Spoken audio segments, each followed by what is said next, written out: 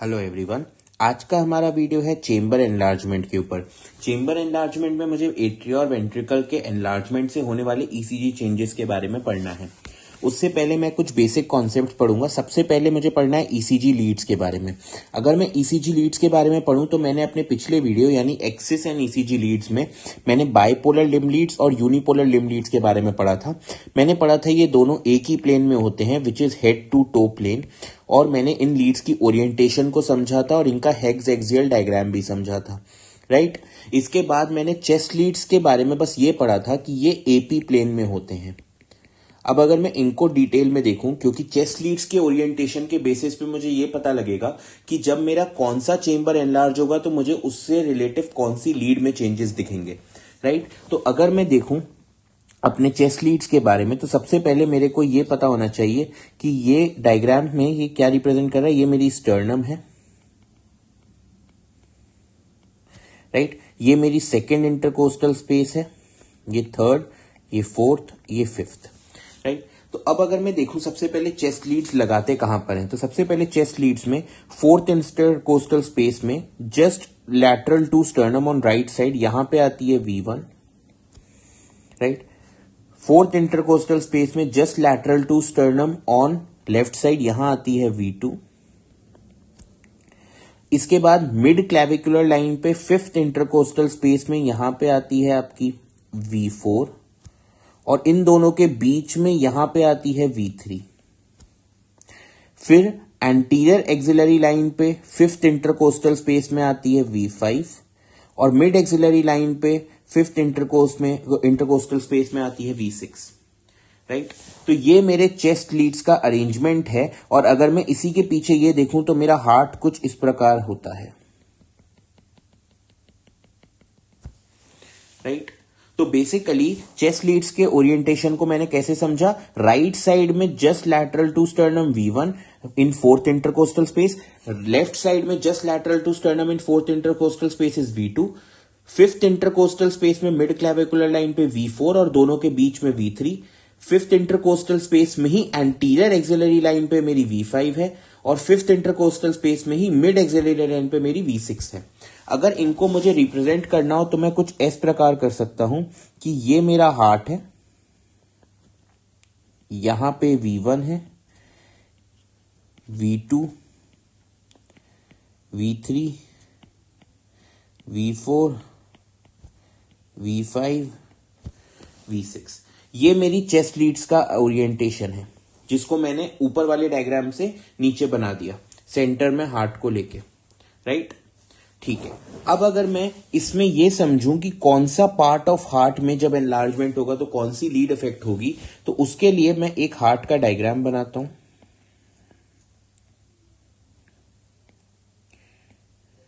Right.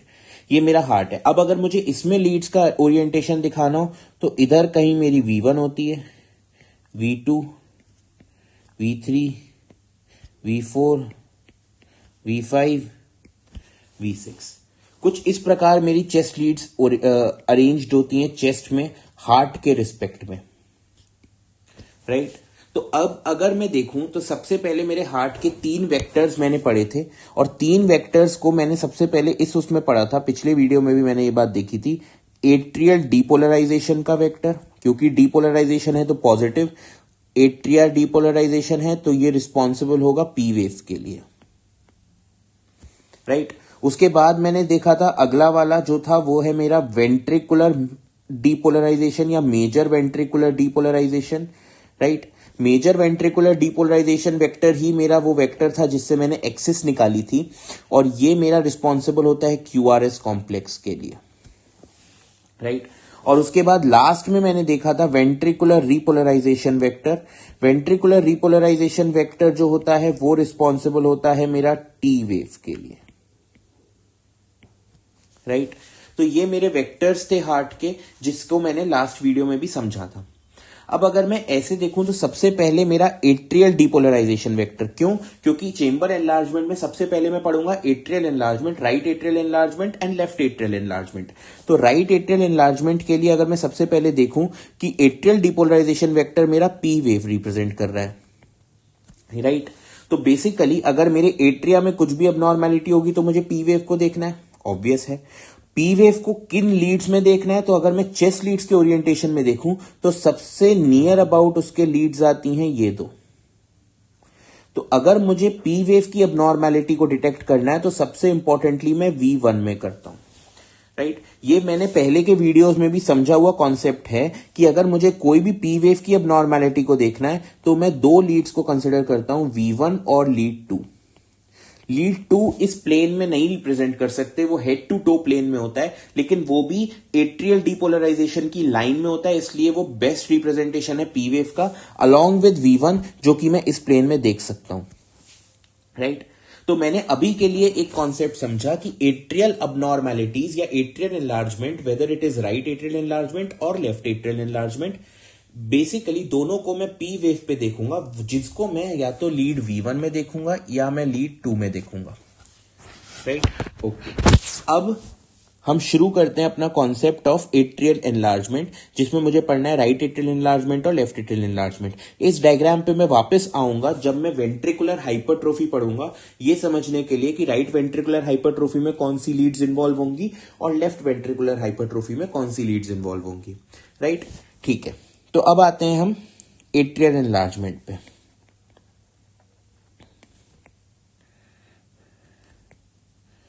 अब atrial enlargement पढ़ने से पहले मुझे पता होना चाहिए हार्ट की इलेक्ट्रोफिजियोलॉजिकल कंडक्शन।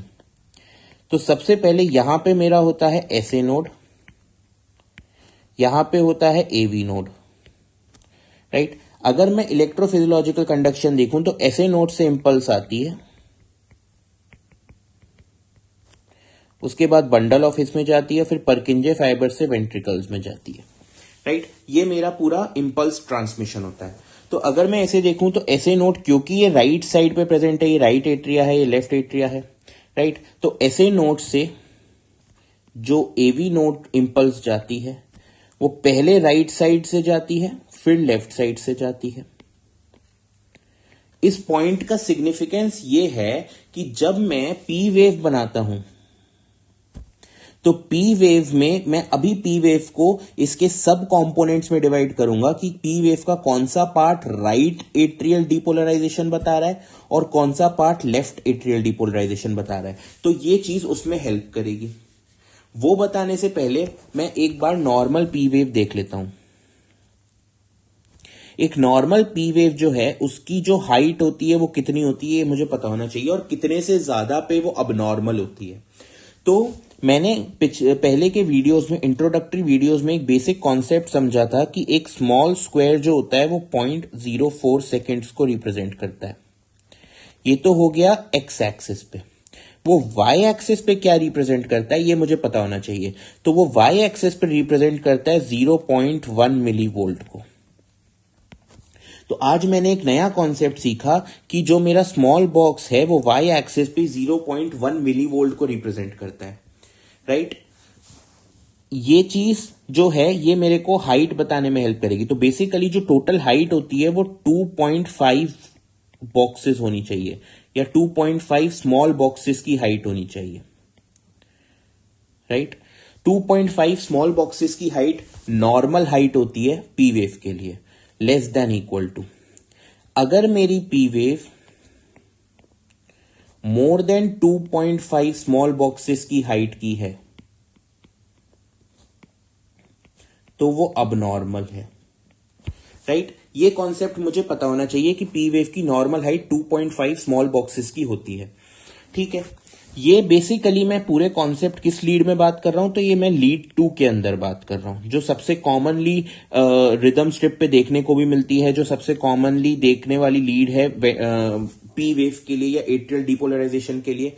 इसलिए मैं लीड 2 में बात कर रहा हूं कि मेरी पी वेव कुछ ऐसी दिखती है जिसकी normal height less than equal to 2.5 small boxes की होनी चाहिए, राइट। अब मैं समझता हूं कि मेरा एट्रियल एनलार्जमेंट होगा तो क्या होगा। तो मुझे पता है एट्रियल एनलार्जमेंट को किस में देखना है। एट्रियल एनलार्जमेंट को मुझे देखना है पी वेव में। पी वेव को किस में देखना है, पी वेव को देखना है लीड V1 या लीड 2 में। ये कॉन्सेप्ट मैंने समझ लिया। अब यहां पे मैं लिख लेता हूं लीड 2 और लीड V1। पहले तो मुझे इनकी नॉर्मल वेव्स पता होनी चाहिए। नॉर्मल पी वेव इसकी कैसी दिखती है, तो लीड 2 की नॉर्मल पी वेव कुछ ऐसी दिखती है, लीड V1 की नॉर्मल पी वेव कुछ ऐसी दिखती है। ये नॉर्मल है, वेरी इंपॉर्टेंटली ये नॉर्मल है, राइट। ये बहुत इंपॉर्टेंट है कि मैं अभी ये नॉर्मली बता रहा हूं।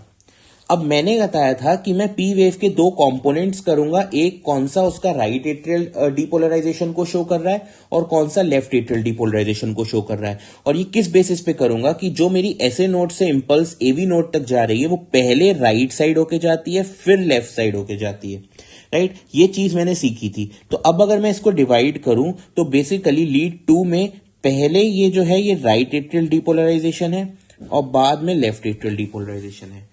सिमिलरली V1 के अंदर जो पी वेव है उसमें जो अपस्लोप है ये राइट एट्रियल डिपोलराइजेशन का है और डाउन स्लोप है वो लेफ्ट एट्रियल डिपोलराइजेशन का है, right.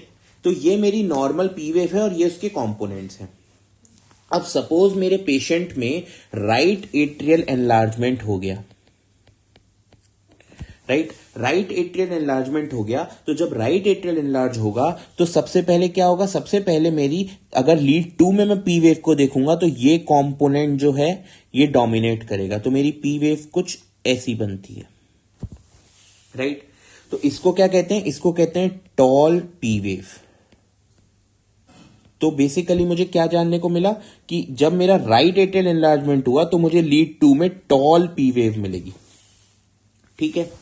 Similarly right atrial enlargement जब मेरा V1 में होगा तो V1 में मेरे को क्या देखने को मिलेगा, V1 में मेरा ये कंपोनेंट एनलार्ज करेगा, यानी पॉजिटिव कंपोनेंट एनलार्ज करेगा, तो मेरे को कुछ ऐसा देखने को मिलेगा, राइट। तो बेसिकली टॉल पी वेव कह सकते हैं, और दोनों के ही केस में, चाहे वो लीड 2 हो चाहे V1 हो, या इसमें कह सकते हैं पॉजिटिव कंपोनेंट एनलार्जेस, राइट। अब सपोज मेरे को पेशेंट को लेफ्ट एट्रियल एनलार्जमेंट हो गया। अगर लेफ्ट एट्रियल एनलार्जमेंट है तो क्या होगा, लेफ्ट एट्रियल एनलार्जमेंट है तो very easy, left atrial enlargement में ये वाला कंपोनेंट प्रीडोमिनेट करेगा। जब ये वाला कंपोनेंट प्रीडोमिनेट करता है तो वेव कुछ ऐसी बनती है, राइट। क्या हुआ, तो इस वेव को अगर मैं समझूं तो इस वेव में क्या हुआ, पहले मेरा राइट एट्रियल डिपोलराइज कर रहा था, उसके बाद प्रीडोमिनेंटली लेफ्ट एट्रियल डिपोलराइज करा, तो वेव कुछ ऐसी बनती है। अगर मैं इसमें देखूं तो इसमें मेरा लेफ्ट एट्रियल कंपोनेंट यानी नेगेटिव डिफ्लेक्शन है, तो इसमें क्या होगा, इसमें वेव कुछ ऐसी बनती है, राइट। तो इसमें पी वेव का मेजरली नेगेटिव स्लोप आने लगता है। तो क्या हुआ, इसमें मेरा यहां पे बाइफिड पैटर्न आया और इसमें मेरी नेगेटिव वेव आई। तो इसको क्या कहा जाता है, इसको बेसिकली कहा जाता है बाइफिड पी वेव, और इसमें कहा जाता है नेगेटिव कंपोनेंट इंक्रीजेस, राइट। तो ये मेरी आपकी राइट एट्रियल एनलार्जमेंट और लेफ्ट एट्रियल एनलार्जमेंट में पी वेव्स हो गई। कौन कौन सी लीड्स की, लीड बेसिकली लीड 2 की और लीड V1 की, जिसमें मुझे देखनी है, राइट। एक चीज और, अगर मैं बेसिक पैथोफिजियोलॉजी समझूं तो अगर मेरे हार्ट में राइट एट्रियल एनलार्ज हो रहा है, राइट, यानी something to do with back pressure from lungs, जिसकी वजह से राइट एट्रियल एनलार्ज हो रहा है, तो इसको कहा जाता है पी पल्मोनेल, क्योंकि पी वेव में चेंजेस है और लंग से रिलेटेड है, तो पी पल्मोनेल। अगर मेरा लेफ्ट एट्रियल एनलार्ज हो रहा है यानी something to do with back pressure from this valve यानी मिट्रल वाल्व, तो इसको कहा जाता है पी मिट्रेल, राइट।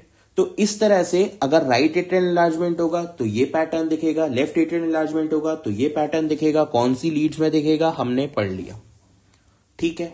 अब हम यहां पे एक चीज जो मैंने इंपॉर्टेंट बताई थी, क्या कि मैंने ये कहा था कि ये टॉल पी वेव्स हैं। मैं पहले ही बता चुका हूं, नॉर्मल लिमिट होती है less than equal to 0.25 small boxes, tall का मतलब है more than 0.25 small boxes, right. अब हम इसको ईसीजी रिप्रेजेंटेशन पे देखते हैं। तो सबसे पहले अगर मैं इस ईसीजी को देखूं तो किसी भी ईसीजी को देख के मुझे एकदम तो पता लगेगा नहीं वो चेंबर एनलार्जमेंट का है, तो मैं अपना वो फ्लो चार्ट फॉलो करूंगा। रेट, तो रेट अगर मैं इस ईसीजी का निकालूं तो सबसे पहले मेरे पास ये एक आर वेव है, ये एक आर वेव है, 1 2 3, सो इट इज ऑलमोस्ट 100। मैं इसको टैकी मान सकता हूं, बट देन टैकी एरिथमिया में मोर देन 120 मोर देन 130 का मिलता है, तो मैं इसको नॉर्मल कंसिडर करके चलूंगा। नेक्स्ट चीज इसके बाद आती है, जब रेट मेरा नॉर्मल है, एक्सिस देखूंगा। अब एक्सिस मैंने पिछले वीडियो में समझा ही है, मैं क्या लूंगा, यहां पे लीड 1 लूंगा, यहां पे मैं एवीएफ लूंगा। मेरी लीड 1 जो है वो पॉजिटिव भी है नेगेटिव भी है, प्रीडोमिनेंटली नेगेटिव है, और लीड जो एवीएफ है वो पॉजिटिव है, यानी अगर इसमें है तो राइट एक्सिस डेविएशन है। तो मेरे को क्या पता लग गया, मेरी एक फाइंडिंग मिल गई मुझे ईसीजी पे जब मैं एक्सिस निकाल रहा था, कि मेरे इस ईसीजी में राइट एक्सिस डेविएशन है। अगली चीज जो मैं देखूंगा वो है मेरा एसटी सेगमेंट देखूंगा, कि एसटी सेगमेंट में मुझे कोई मॉर्फोलॉजी दिख रही है या कोई अबनॉर्मैलिटी दिख रही है। तो इसमें मेरा एसटी सेगमेंट जो है वो ऑलमोस्ट नॉर्मल है। अगर मैं इसमें देखूं तो यहां मेरा एसटी सेगमेंट है, ठीक, राइट। एसटी सेगमेंट में कोई एलिवेशन या कोई सैगिंग नहीं है। फिर मैं अलग अलग वेव्स की मॉर्फोलॉजी देखूंगा, right, different wave morphology. Different wave morphology यानी पी वेव को अलग देखूंगा, क्यूआरएस को अलग देखूंगा, कोई इसमें चेंजेस हैं। तो अगर मैं पी वेव को देखूं तो देखो, सबसे पहले पी वेव को देखने के लिए मुझे कहां देखना है, पी वेव को देखने के लिए मुझे लीड V1 और लीड 2 को देखना है, ठीक है। तो अब अगर मैं उसमें देखूं तो देखो, लीड सबसे पहले लीड 2 में देखते हैं। तो लीड 2 में ये रही पी वेव, अलग से पता लग रहा है टॉल पी वेव है। नहीं तो अगर मैं चाहूं तो मैं काउंट भी कर सकता हूं, तो काउंट करूंगा तो मेरे को मिल जाएगा 1 2 3 4, ऑलमोस्ट 4 स्मॉल बॉक्सेस, राइट। तो ये बेसिकली टॉल पी वेव है। सिमिलरली अगर मैं आपका V1 में देखूं तो V1 में मुझे पता लग रहा है कि इसमें पॉजिटिव कंपोनेंट इंक्रीज हो रहा है। तो अगर टॉल पी वेव है, पॉजिटिव कंपोनेंट इंक्रीज हो रहा है, तो ये ईसीजी किसका है, ये ईसीजी है राइट एट्रियल एनलार्जमेंट का, also suggestive by right axis deviation, also called as P pulmonale, right. अगला एग्जाम्पल देखते हैं। तो अगला मेरे पास एग्जाम्पल है ये वाला ईसीजी। अगर इस ईसीजी को देखूं तो सही में सबसे पहले मैं क्या निकालूंगा, रेट निकालूंगा। रेट निकालने के लिए तो देखो, तो 2 आर वेव पीक्स के बीच में number of big boxes 1 2 almost 3, तो इसमें भी 3 बिग बॉक्सेस हैं। तो रेट मेरा ऑलमोस्ट नॉर्मल है या 100 के अराउंड है। इसके बाद मैं अगली चीज देखूंगा एक्सिस। एक्सिस के लिए मेरे को क्या करना है, लीड 1 लेनी है, लीड एवीएफ लेनी है। अब 1 लीड अगर मैं देखूं तो 1 मेरी पॉजिटिव है, एवीएफ देखूं तो एवीएफ भी पॉजिटिव है, यानी एक्सिस मेरी नॉर्मल है, राइट। उसके बाद मैं एसटी सेगमेंट देखूंगा, एसटी सेगमेंट मेरा यहां पे नॉर्मल है। उसके बाद मैं पी वेव देखूंगा, किन 2 लीड्स में, V1 और लीड 2 में। तो सबसे पहले अगर मैं लीड 2 में देखूं पी वेव को, तो ये रही मेरी पी वेव, राइट। और अगर मैं V1 में देखूं तो ये रही। तो मैं यहां पे V1 में देख के एक चीज क्लैरिफाई कर सकता हूं कि नेगेटिव कंपोनेंट